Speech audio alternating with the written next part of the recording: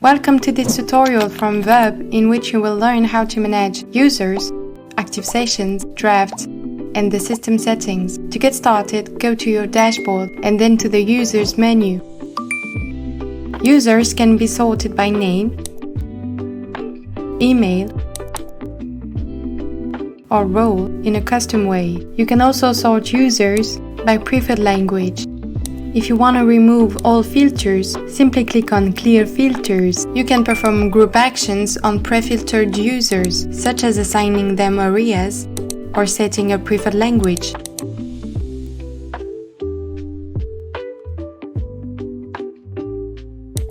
Click on Add New User to add a user.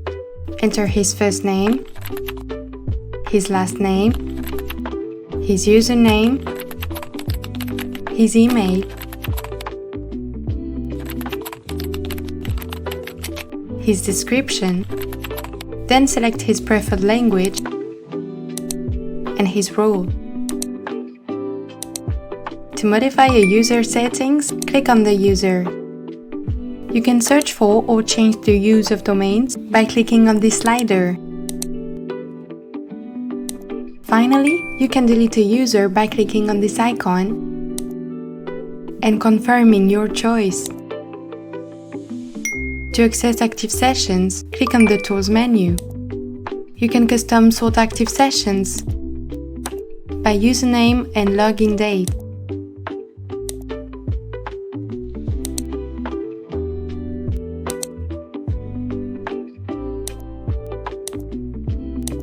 To log out a user, simply click on this icon and confirm your choice.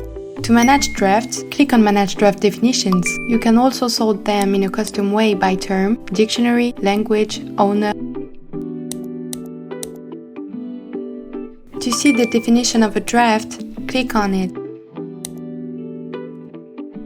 Or click on this icon that also allows you to delete it or to change the owner. To do this, enter the name of the owner of your choice and click on Update.